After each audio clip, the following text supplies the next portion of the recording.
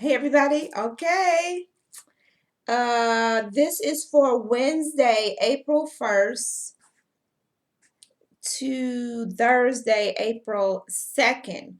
Now, on the website, the assignments where the directions are read Act 1 of Romeo and Juliet and answer the guided reading questions for Act 1. It's 74 points, 2 points per question. So, let me get the questions because I printed them out.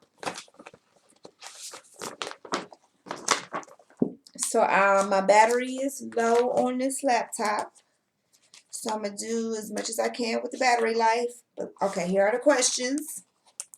If you go on Wednesday, Thursday, the link to the questions are on the website. All right. So for Act 1, there are five scenes in Act 1. And then there's questions to the prologue.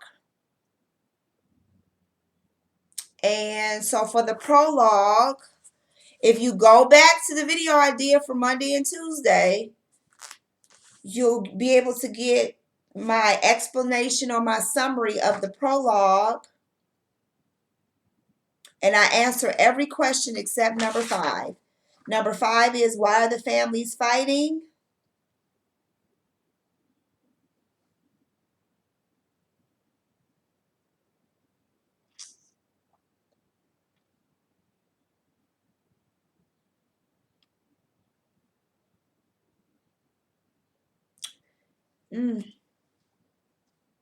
Okay.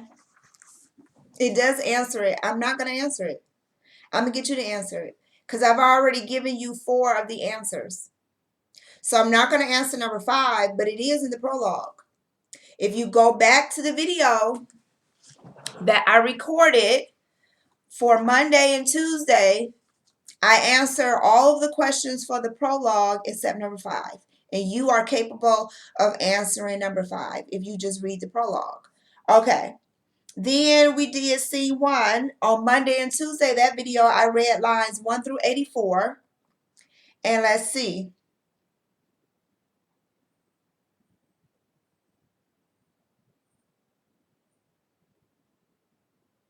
Okay. So we're on C1. So go back to that video and answer and look for the answers to scene 1 because I have in my explanation, in my summarizing the text, I've answered the question. So today what I'm going to do, I'm going to finish scene 1 and I'm going to do scene 2. That's all I'm going to do. I'm going to finish scene 1 and I'm going to do scene 2, and then I'll come back later to do scenes 3, 4, and 5. So if you look on the website, this video is for Wednesday, April 1st, 2020, and Thursday, April 2nd, 2020. Your assignment is to read Act 1 of Romeo and Juliet and answer the guided reading questions for Act 1. They're worth is worth 74 points, 2 points per question. So on Wednesday on the website, when it says Wednesday and Thursday, I have a link to where you can listen to the play as is. You can listen to it. It's an audio book of the play. The text, you can pull up the text, and as you're listening to the audio book, you can follow along. You can follow along as you're listening to the audio book. And then the questions, I gave you a link to the questions that you must answer. Okay, so if you go back to the instructional video for Monday, March 30th, and Tuesday, April 31st, I already went over the prologue and I already went over part of scene 1. So this video is going to be the rest of scene 1 and scene 2. So I'm going to play it. You need to pay attention to when I start explaining. to see if I'm answering any of the questions. So here we are. I'm on the part after where it says enter Prince Aeschylus with his train. That is where I'm at on scene 1. So here, let me find the video. Let me go back to the audio book.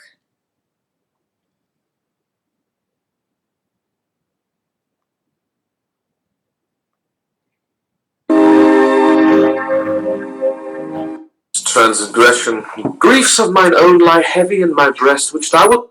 Thrusts and blows came more, and fought on part and part, till a prince came, who parted either part. At my thumb, sir. Do you quarrel? Sir?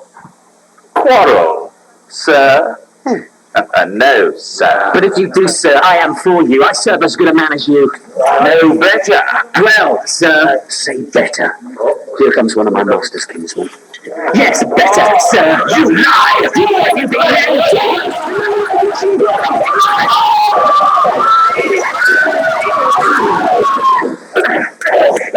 Fools, put up your swords! Do you know what to do? What art thou drawn among these heartless times?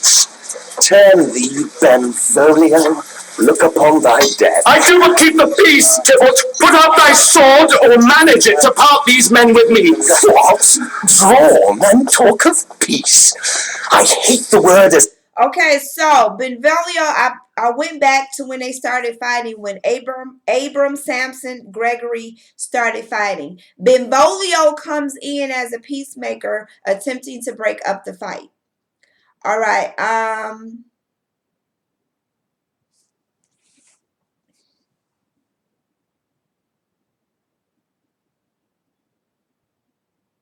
He comes in. Now, warning, does he give a warning? He basically tells Tybalt, I'm here to keep the peace. Put up your sword or use your sword to help me disperse the people so they can stop fighting. So either you're here to help me or you're against me. You're either here to help me to get them to stop fighting, or you're just going to contribute to this brawl that's taking place. That's Benvolio speaking. Okay. That's that Benvolio comes in, and that he attempts to be the peacemaker, and Tybalt is like, whatever, man, and they continue to fight. So here we go. So now they need to have someone of higher authority come in to break up this brawl in the middle of the public square. Okay. I hate hell, all Montagues and thee. Have at thee! Skills and partisans!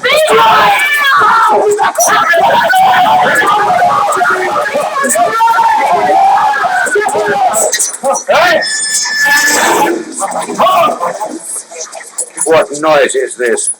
Give me my long sword, ho. A clutch, I call you for a sword. My sword, I say. Old Montague is come, and flourishes his blade in spite of me. Thou villain! Husband! Hold me not! Let me go! Thou shalt not stir 1 foot to seek a foe! Yes, hold it!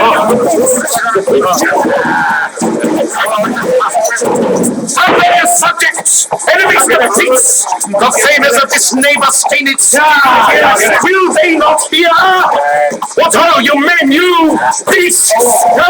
Quench the fire of your pernicious rage with purple fountains issuing from your veins! On pain of torture! From those bloody hands, throw your mistempered weapons to the ground, and hear the sentence of your moving prince.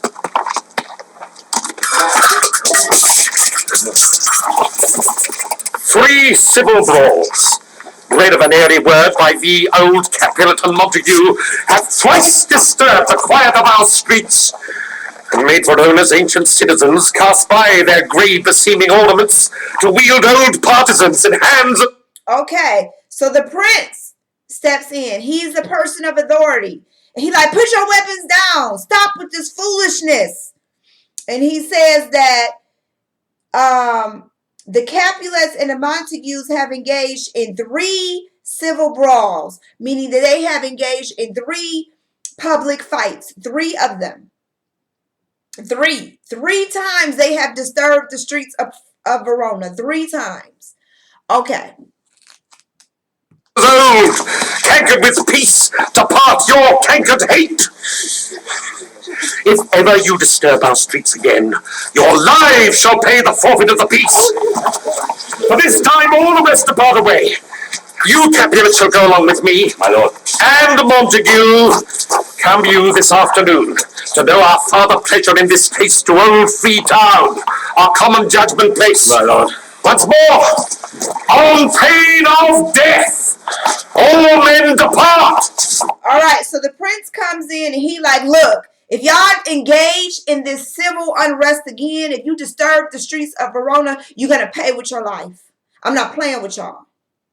This foolishness must stop, and it will stop now. Okay, so now we're on exit all but Montague, his wife, and Benvolio. So remember, Benvolio is the nephew to Montague, and he is a friend to Romeo.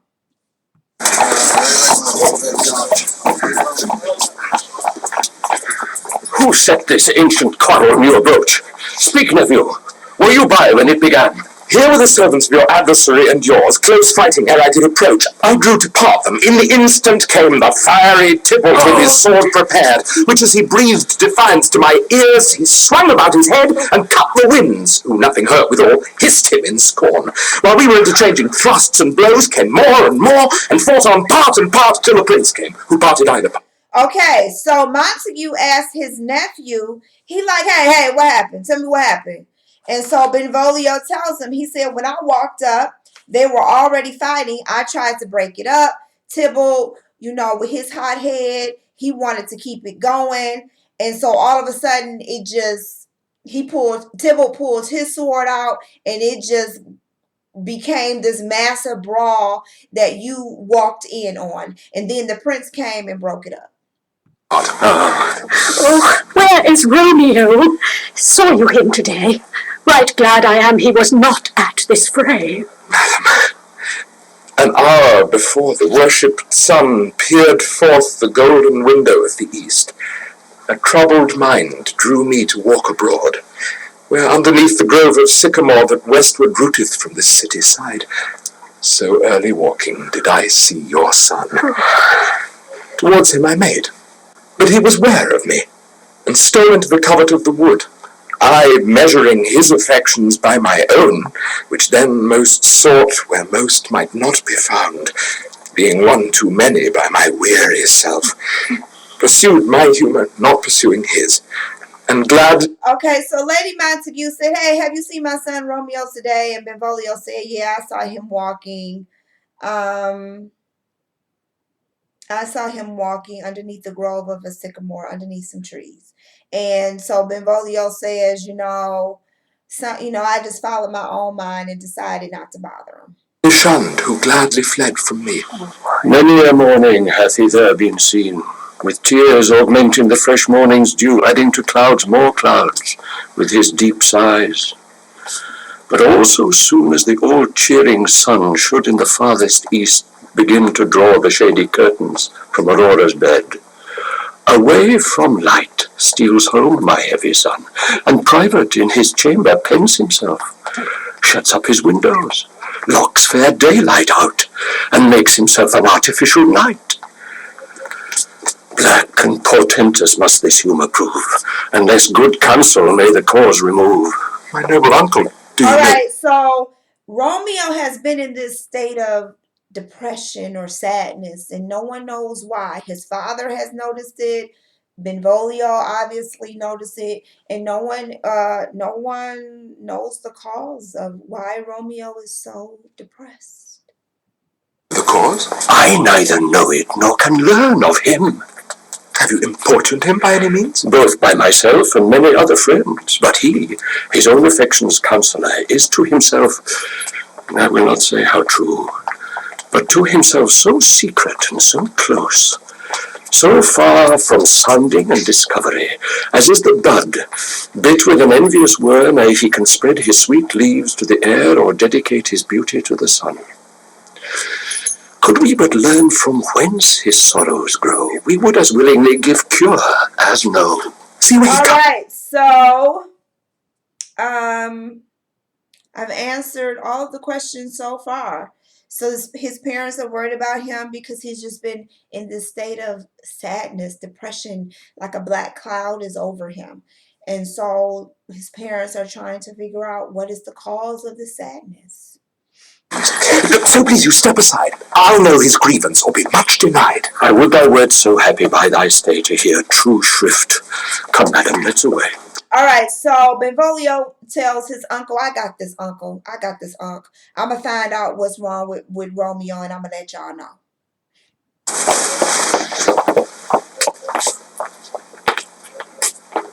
Good morrow, cousin. Is the day so young? The news struck 9. Ay, me, sad hours seem long.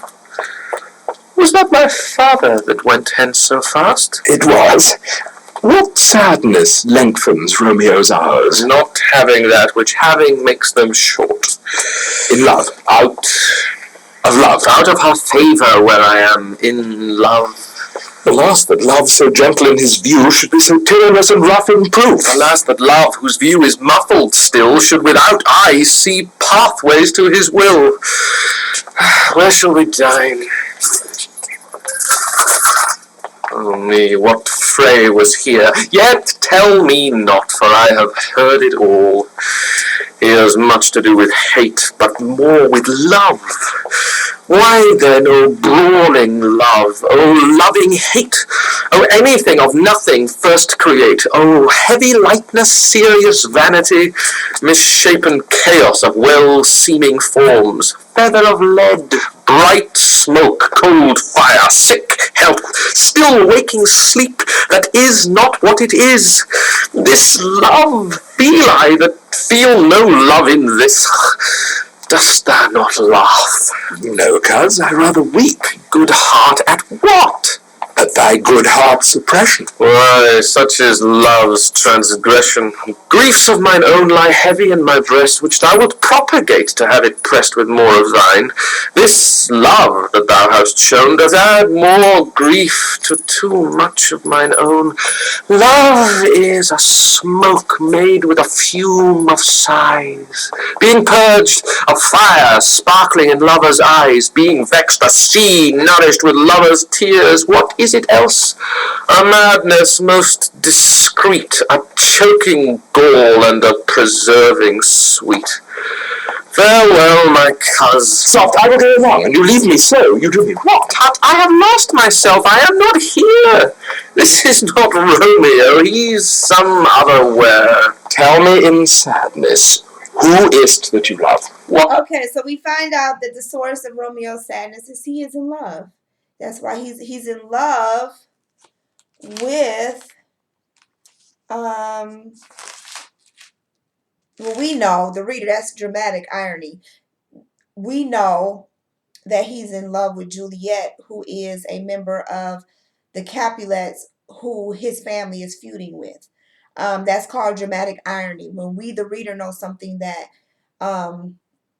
other characters in the story don't know. So he's in love.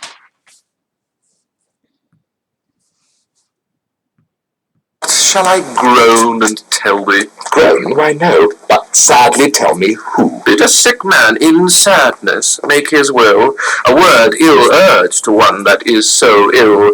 In sadness, cousin, I do love a woman. I aimed so near when I supposed you loved. A right good markman, and she's fair, I love. A right fair mark, fair cuz, is soonest hit. Well, in that hit you miss. She'll not be hit with Cupid's arrow. She hath Dian's wit, and in strong proof of chastity well armed. From love's weak childish bow she lives unharmed. She will not stay the siege of loving terms, nor bide the encounter of assailing eyes, nor ope her lap to saint-seducing gold. Oh, she is rich in beauty, only poor, that when she dies, with beauty dies her store. Then she hath sworn that she will still live chaste. She hath, and in that sparing makes huge waste. For beauty starved with her severity cuts beauty off from all posterity. She is too fair, too wise, wisely too fair, to merit bliss by making me despair. She hath forsworn to love, and in that vow do I live dead that live to tell it now. Be ruled by me. Forget to think of her. Oh, teach me how I...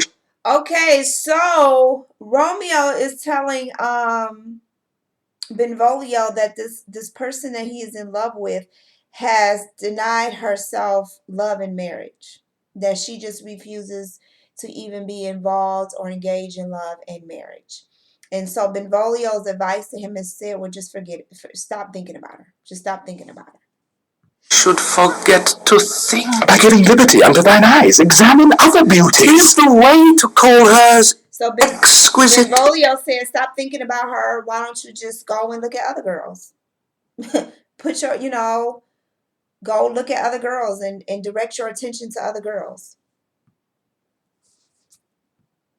In question more, these happy masks that kiss fair ladies' brows, being black, puts us in mind they hide the fair. He that is strucken blind cannot forget the precious treasure of his eyesight lost. Show me a mistress that is passing fair. What doth her beauty serve but as a note where I may read who passed that passing fair? Farewell, thou canst not teach me to forget. I'll pay that doctrine, or else die in death. All right, so that's it for scene 1. We are now on scene 2, a street. Enter Capulet, County Paris, and the clown, Capulet's servant.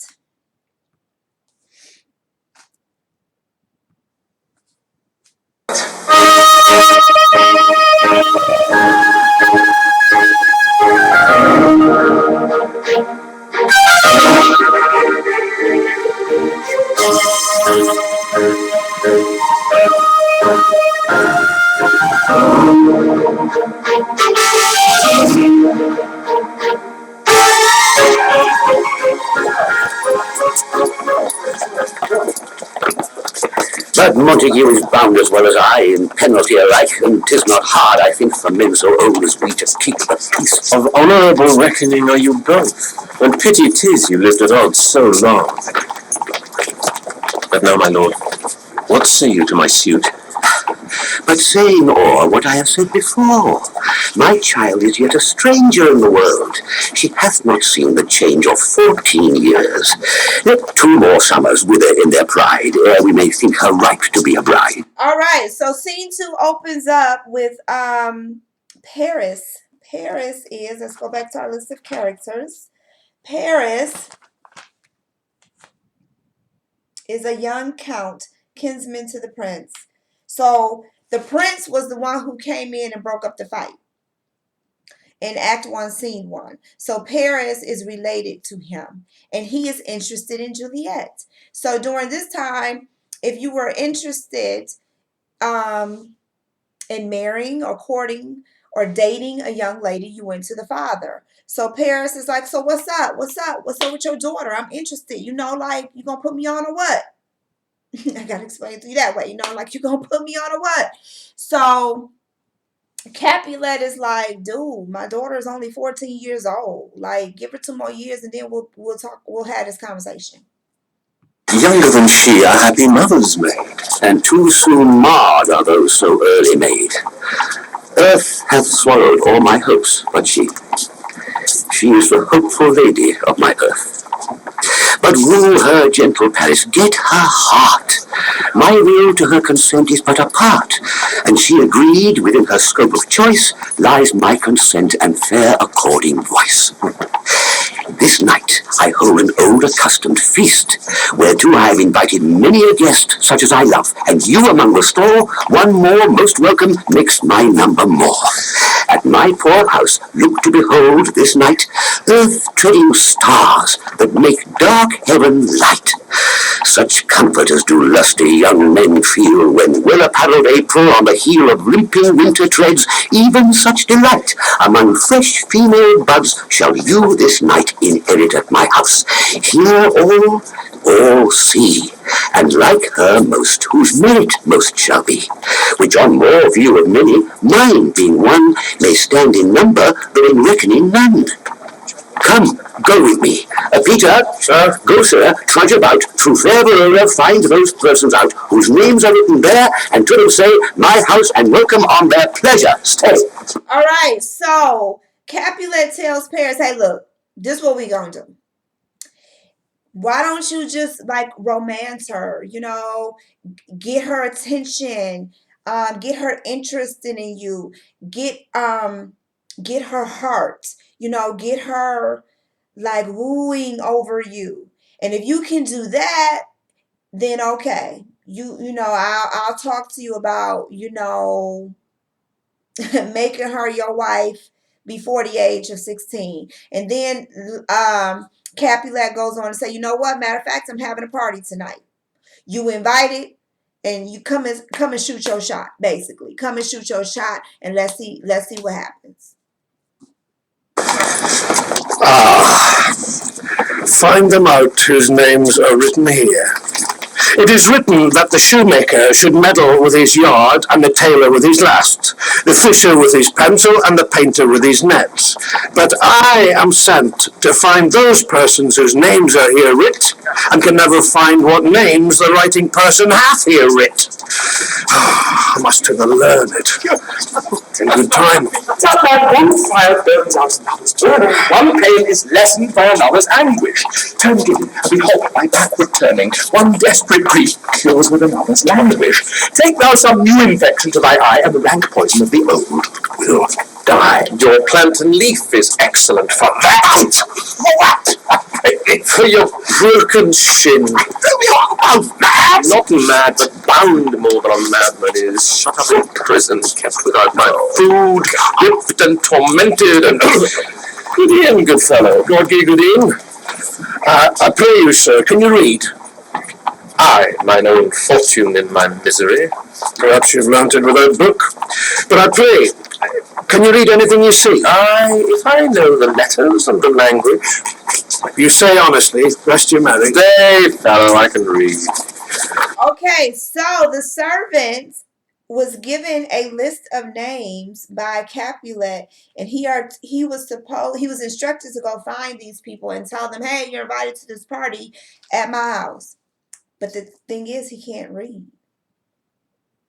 So enters Benvolio and Romeo, and he stops them to have them read the document, so he'll know what people he's supposed to invite.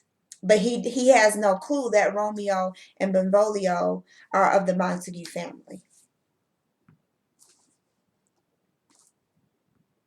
Signor Martino and his wife and daughters, County Anselm and his beauteous sisters, the lady widow of Vitruvio, Signor Placentio and his lovely nieces, Mercutio and his brother Valentine, mine uncle Capulet, his wife and daughters, my fair niece Rosaline, and Livia, Signor Valentio and his cousin Tybalt, Lucio and the lively Helena. A fair assembly. Whither should they come? Up. Whither? To supper, to our house. Whose house? My master's. Indeed, I should have asked thee that before. Now I'll tell you without asking. My master is the great rich Capulet, and if you be not of the house of Montagues, I pray come and crush a cup of wine. Best you marry. All right, so like I said, the servant had no idea that you're talking to two members of the house of Montague. You're talking to Montague's son, and you're talking to Montague's nephew. So, and he just invited them to the party. Basically saying, if you're not of the house of Montague, come on. All right. So, oh, wait. I misspoke. Romeo is not in love with Juliet. He's in love with Rosaline, who is a member of the Capulet party or the Capulet family. So I misspoke. He is not in love with Juliet. He won't fall in love with Juliet until he sees her at the dinner or the party that Lord Capulet is giving. He's in love with Rosaline, but Rosaline is a member of the Capulet family. At this same ancient feast of Capulet sups the fair Rosaline, whom thou so loves, with all the admired beauties of Verona. Go thither with unattainted eye, compare her face with some that I shall show, and I will make thee think thy swan a crow. When the devout religion of mine eye maintains such falsehood, then turn tears to fires, and these who, often drowned, could never die, transparent heretics, be burnt for liars. One fairer than my love, the all-seeing sun ne'er saw her match since first the world begun. So Benvolio tells Romeo, you'll probably see someone there that is way better looking than Rosaline or Rosaline. You never know. And Romeo's like, oh, I doubt it. There can't be anybody more beautiful than Rosaline. No, I doubt it. Also, too, let me go back that Capulet is hesitant to give his daughter over to marriage to Paris. One, because she's too young. Two, this is all he has. Juliet is his only child, his only daughter. So he's very leery. He's very cautious of just giving his daughter's hand away in marriage to just anybody. And also, three, he's old enough. He's lived long enough to see what happens to people who marry too young. Because he said that, and he said that when he said. When Paris said, younger than she are happy mothers made. So Paris is saying, I know people who don't got married younger than she has. And Capulet's response was, and too soon marred as though so early made. And he's saying, yeah, those people who got married young, it didn't work out too well for them. So he's leery of giving his daughter away because one, she's too young. Two, this is all he got. He only got one daughter, one child, and he's not willing to just throw her away to the first person that shows interest in her. And three, he's seen what happens to people who marry either at her age or younger. Like, it didn't turn out too well for them. So he's being a cautious and protective father, as he should. All right, so let's go back.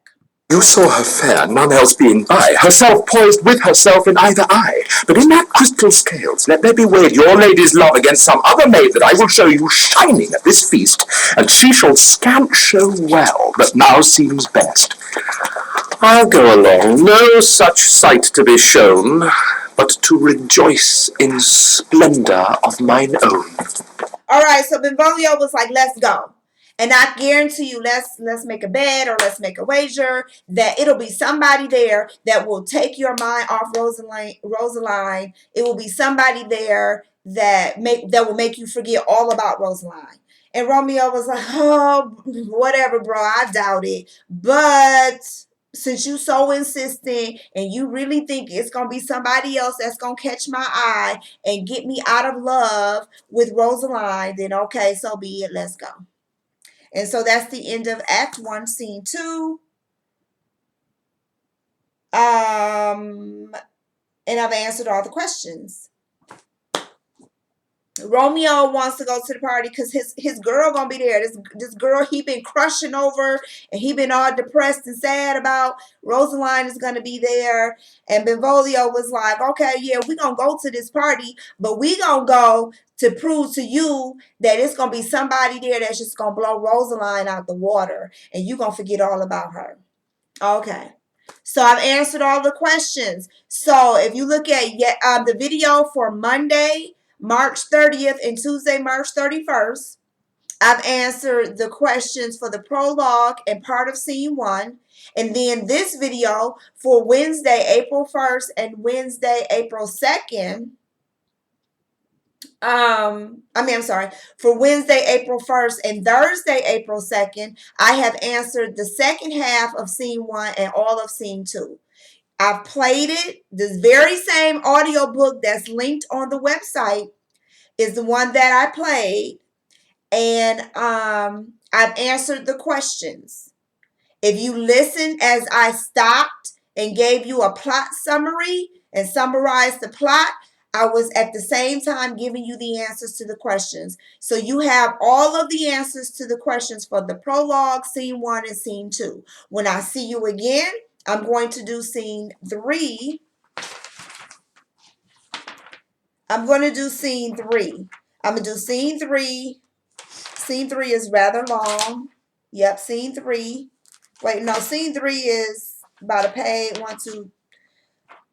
3.5 pages. Scene 4, and then scene 5. So I'm going to do scene 3.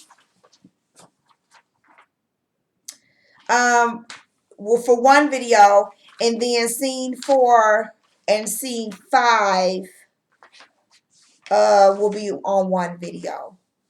So let's see. No, probably scene 3 and scene 4 I'm gonna do all on one video because they're rather short, and it's only a total of 7 questions combined for scene 3 and scene 4. So I'll do scene 3 and scene 4 together in one video, and then scene 5 will be a totally separate video. So once again, you can submit all your assignments through email. If you go to my website and you click on the page that says contact, you'll see where my email address, where to send your assignments. Also, Wednesday, April 1st from 2 p.m.